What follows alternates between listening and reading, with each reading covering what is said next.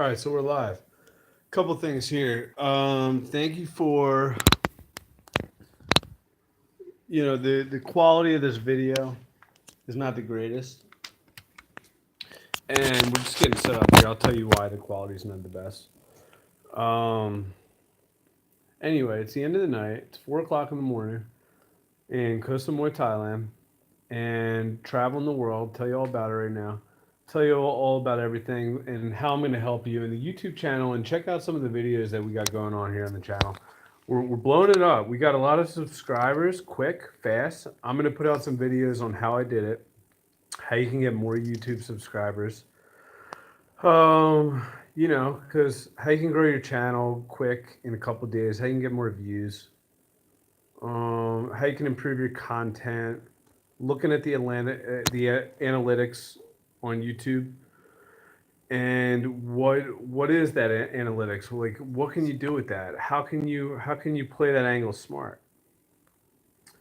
So, in any case, that's going to be something I could really help you with if you're trying to grow your YouTube channel.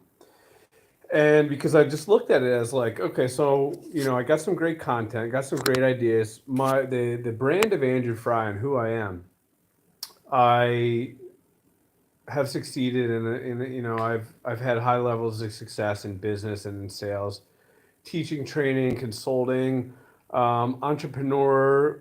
I've had my own business. I have my own business, but I've done different businesses. So I'll tell you all about those different businesses and what works and what doesn't work and trial and error. But more than anything, you need to make smart decisions and you need to be mindful in the moment. That's the biggest thing. You need to set yourself up for success that will allow you to, what can you do? What decisions are you making? In general, like if I, what's the benefit? What's the benefit of me doing this or what I can get out of this? So in any case, tell you about a couple things of what will help you in general. Look at the videos.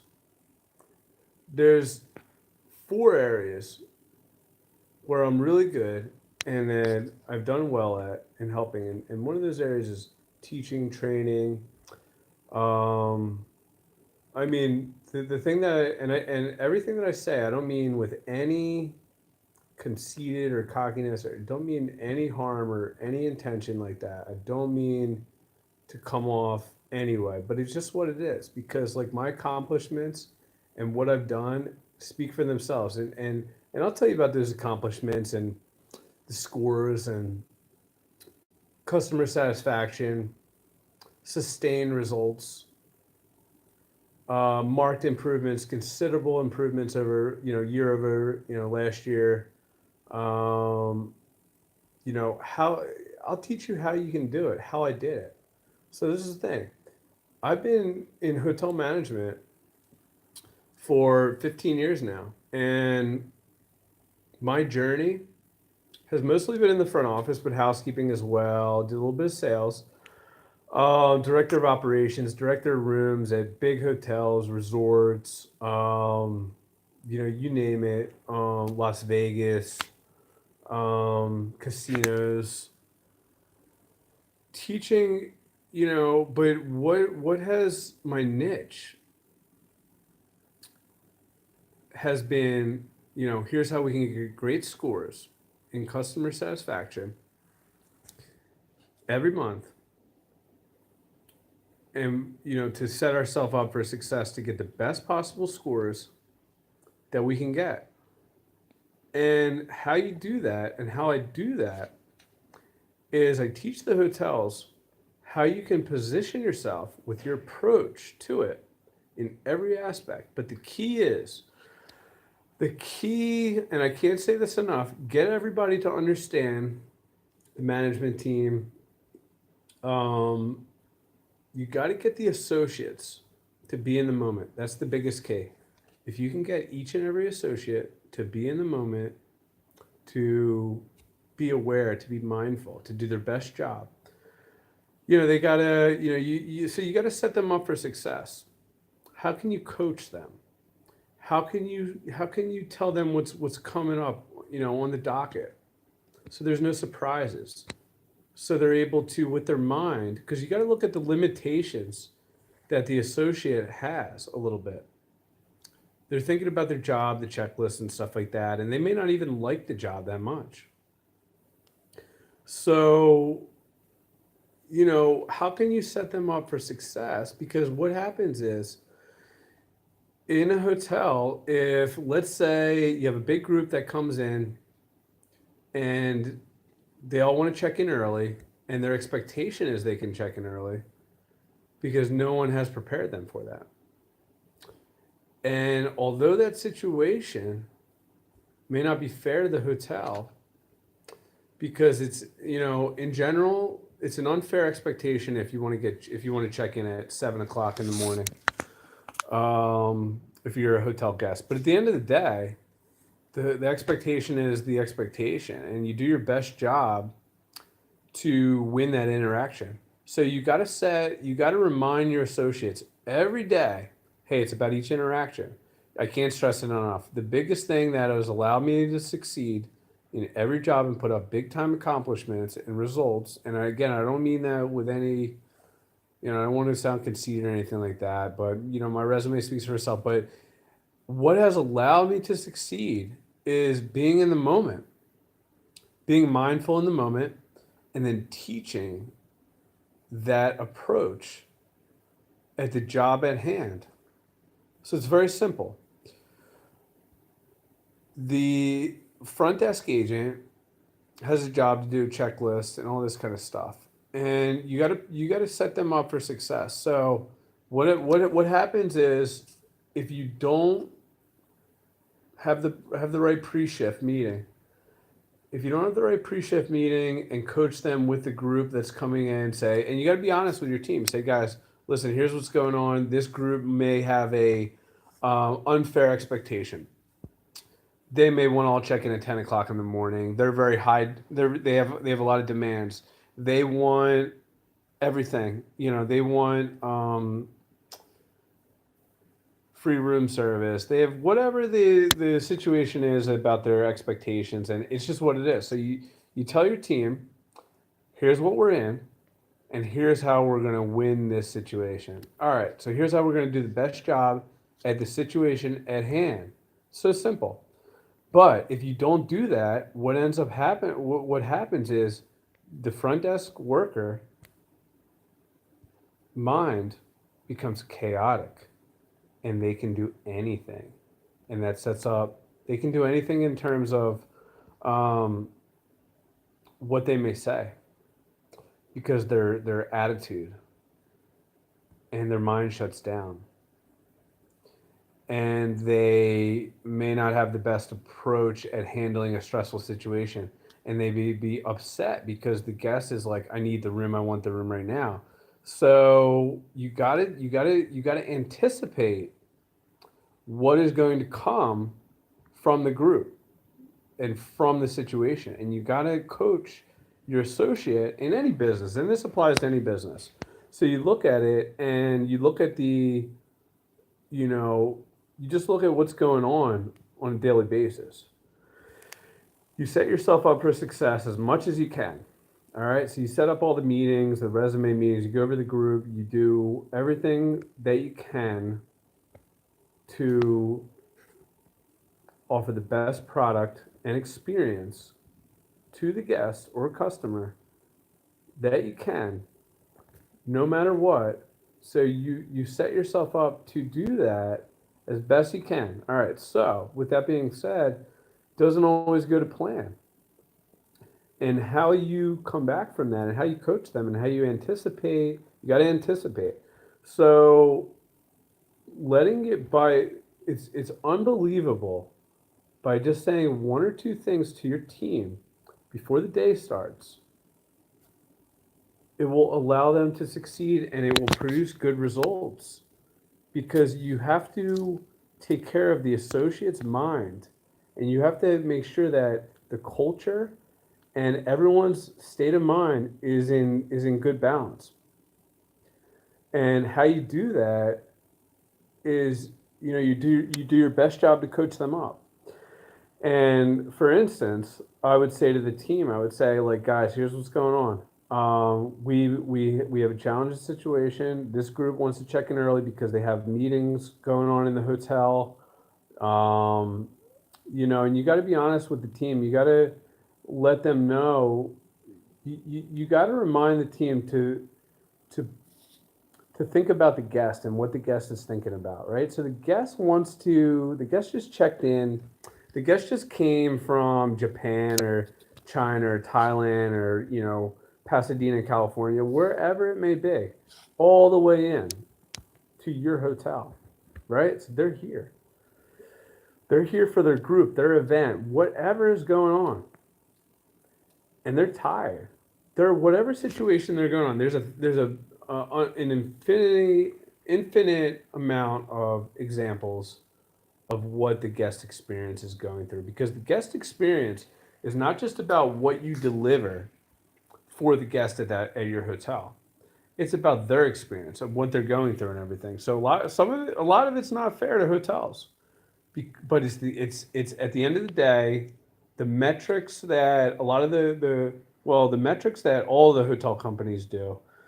And I'm not going to tell you how how they do their score platform, because I don't think that's fair. But in general, they don't want you to be. They know that you're not going to be perfect, because people's experience and what they're going through is not just about delivering the best check in, the cleanest room, um, the best reception, the best dinner, the best room service. It's not about that. Sometimes you may deliver that, and then the guests, because they traveled in from Japan and they missed their flight or whatever happened to them, their experience is their experience, and in staying at the hotel, plus people's emotions. So there's a lot that goes into the metrics and the analytics and the how the guest scores the hotel. So the big hotel companies don't expect you to be perfect. They know all this and stuff like that, but you do your best job.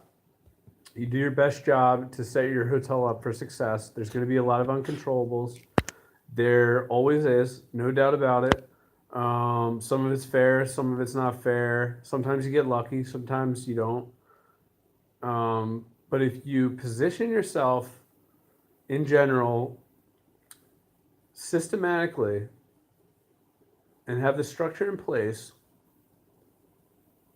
it will allow the hotel, it will increase the chances, the odds that the hotel will succeed with that guest experience. And within constraints of the business and the budget and the financials and all that kind of stuff in the hotel, um, you do what you can for the guests. And whatever situation you're in, each hotel is different. Sometimes you can give the guests free appetizers, 5 guests of the day. We'll tell you all about the initiatives that you can do, perform, how to enhance performance. I'll tell you all about how I systematically create structure and efficiency to improve efficiency in hotels and to improve performance. And the biggest thing I can tell you is it all stems from reminding the associates to be in the moment. Every guest counts, every interaction counts. And what you need to do is your approach, the organization, you need to look at your approach. You need to build positive momentum at every step you can do. You need to win the day, win the interaction, build positive momentum. You do your best job, you make the best decision. And again, some of it's controllable, there's going to be a lot of the things that aren't fair. And you remind the associates that, hey, it's not always fair, but because the guest experience is the guest experience. But if you're smart, you have the meetings, you have the structure in place. You remind the associates, you reiterate the mission, the approach. You need to be relentless in the pursuit of the mission. You need to get everyone to buy in. That's the biggest thing. Another huge tip. You got to get everyone to buy in. So how you get people to buy in is you got to live it. You got to be the example. If you want the best customer service scores, show them how to do it. That's the way I always succeeded. I always produced the best possible customer service scores because I was so nice to the guests, so warm and friendly. I was, because that's my passion, that's my heart. Put my heart into each interaction. Um, so in any case, be the example for the associates. Be the example for the associates with every move you make. Do your best job, and it will position yourself, your hotel to succeed. So, looking at the big picture and setting up the hotel to succeed, you need to just structure it as such. Set up all the right meetings, have the key people in place. You need to make sure that people are on edge. You need to create a sense of edginess. All right? Because if you don't create a sense of edginess, then chaos can happen. And I've seen it. So you need to make people on edge. Like, we have 300 guests coming in. Are we ready? Let's go. Like, the time is now. What's your plan here? How are we going to get it done? And then the operation manager or the department manager, they better have a good plan. And then they need to make sure that it's being carried out. And they need to have the people in position, um, to ensure that happens. And then you gotta see it through. So, and more often than not, when you create the edginess, you need that in the culture. You need that in the culture. That's a big piece to the puzzle and what you're trying to build, what you're trying to accomplish. So with that being said,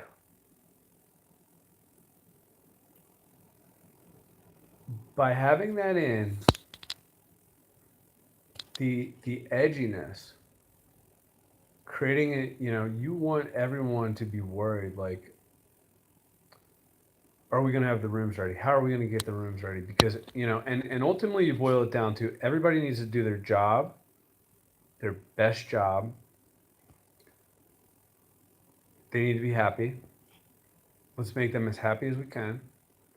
Let's make sure their minds are calm as best we can. All right. Are we taking good care of them? All right. Do they have water? Are they getting the right breaks? How can we set them up for success? All right. So you want the housekeepers to clean 16 rooms, 14 rooms, 18 rooms, whatever you're doing. Every hotel's different. Um, it's a tough job, and most housekeepers love it. I mean, they enjoy to clean, and they want to do a good job. But it's such a tough job because you're asking for a perfect job. It's a thankless job, housekeeping. Managed housekeeping for many years, with the rooms department, and it's a thankless job, but it's a job where you need to, as a housekeeping manager or a rooms manager, the culture you need to build within the housekeeper. The housekeeper is motivated a lot differently than any associate, but the housekeeping, if you keep the housekeepers happy, they're gonna clean the rooms well, and you're gonna offer the guest a good product, and it's a chain reaction. But to keep the housekeepers happy is not always easy because right, they usually want more money, they want more breaks. Um, there's a lot of things, so we'll kind of dive into a couple things with housekeeping, but in general, you got to make the job fun for the housekeeper. All right, so they got to do a job every single day. What are they? You know, how can you make it better for them? All right. So they got to clean 16 rooms. Whatever you ask them to do you give them the tools? Are you arming them for success? Are you doing nice things for them? Do sometimes you ask another worker to strip a couple rooms for them?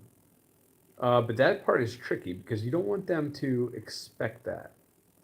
You still want to challenge the housekeeper because you need them to be kind of a workhorse. It's just what it is. I mean, not that it's like slave labor and stuff like that, but let's be honest about it.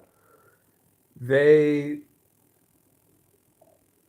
they do a ton of workload, and it's kind of unfair a lot of times. I mean, depending upon which hotel and what you're doing, I'm sure. Well, I've seen a lot of hotels take advantage, and it's really unfortunate, and it's really heartbreaking.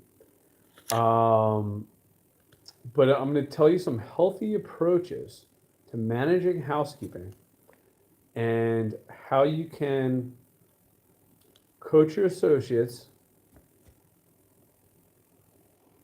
how you can structure your meetings, and how you can build positive momentum towards the culture within the department.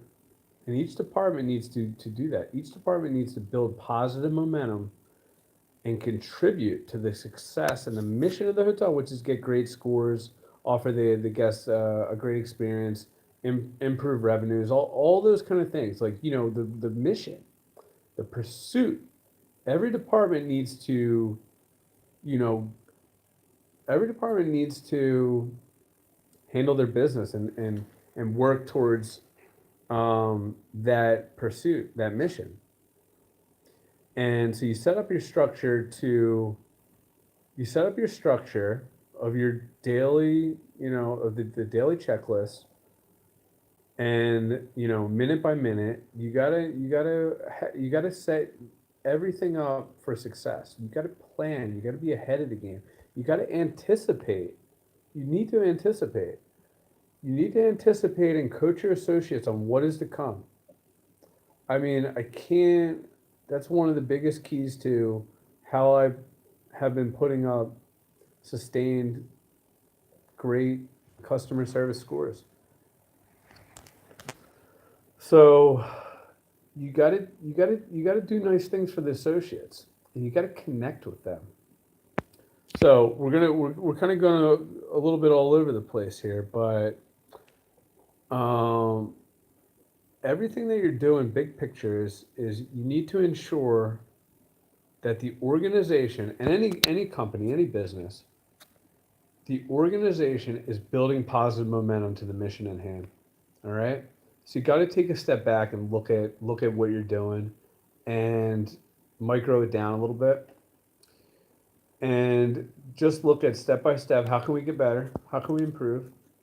And I think one of the biggest things that has allowed me to succeed is I have set the associates up to be calm, to be poised, but because in anticipation of what may happen, in terms of, hey guys, we might have a situation where 100 guests are coming in and they want to check in early and the rooms won't be ready. All right. So obviously, and then so how you say this to your associates and how you put them in a calm mindset, even though it's going to be a chaotic situation, how you prepare them mentally will allow your hotel to succeed in this situation. But you got to have each manager to think like this. And the operations manager, the GMs, or whoever needs to talk about and think like this. And you boil it down to each and every guest, each and every interaction. You have to win each interaction. So you have to win each interaction, but you can't always win each interaction. It's not always going to be fair. Sometimes you're so nice to the guests and you give them all your heart, passion. You've even given them money off their bill, and they're still not happy because people are how they are. They have their own issues and all that kind of stuff, and it's not personal. You can never take things personal, and so by teaching your associates that each interaction and getting them to understand the guest perception and the customer and what they're thinking, and to not take things personal, and just to kind of reiterate that that mentality is important because what you're trying to do is you're trying to build their mentality in that job that they're doing, which is going to set them up for success. So, yeah. So, in general,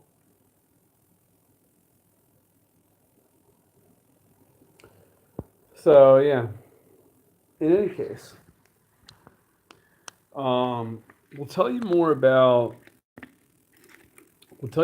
strategy, focus. You know, got a lot of innovative ideas that we've done that have produced good results, and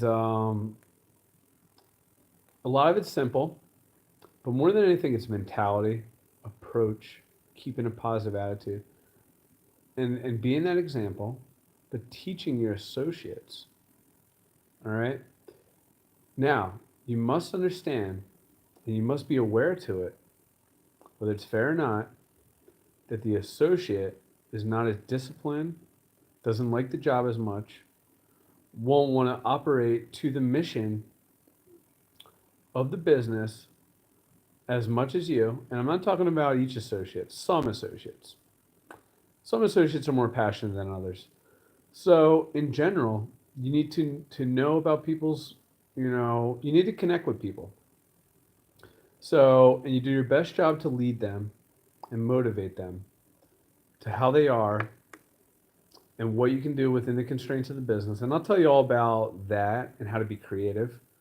So there's a lot of good stuff coming out here on the channel, and we're going to bring that to you. Innovative approaches to sustaining customer service scores, which is what I've done for 15 years. And basically, it's just as simple as a relentless pursuit of trying to get the job done, trying to get better and better and better, trying to do your best job, trying to set the team up for success. And by keeping everyone calm and poised and thinking about how the associates are thinking and what they're going to be thinking in a chaotic situation and being honest with them of the chaotic situation that is going to come, that will be all the difference in the world. So we'll tell you a lot of details. We'll get the book out to you. The book's coming out. A couple months here. So hotel management, how to sustain customer service scores. So we'll tell you a lot more about that, and in general. So, but more than anything, just be smart, make good decisions, set yourself up for success. By making good decisions in my life and being smart with money, and learning and doing things that are good for you. Like when people tell me, or when there's research behind something, like cold showers or alternate nostril breathing or something like that, and I put out a video on this today, putting legs on the wall, all these kind of things, I do because they're good for you scientifically. They're good for your brain. They're good for your mind, your body, your blood pressure, your heart, your digestive system. You can sleep better. Anti-aging, fights off depression, insomnia, all these kind of things that counteracts. So you learn about these things and you research and then you try it and then you discover that, yeah, all right, absolutely it works. So and then in the opposite side of the coin, it's very simple. Something's not good for me, I don't eat it. I don't drink it. Coca-Cola, it's poison. Why would I drink that? All the cigarettes, there's rat poison in it, formaldehyde, whatever. You know, there's like these statistics of the harmful amount of what's in cigarettes for you is unbelievable. And the amount of people. All right, so we're back. Sorry about that. The charger here. We're having some difficulty here with the charger and the electronics in Thailand. So in any case, got some big stuff going on here on the channel. Subscribe on the channel. Teach you about a lot of things. I'm going to help you a lot in many different areas and arenas. So subscribe on the channel. How to get more YouTube subscribers. How to improve your customer service scores. How you can get the employees to perform better systematically. What approaches that you can set up to the organization, the approach, how you can set it up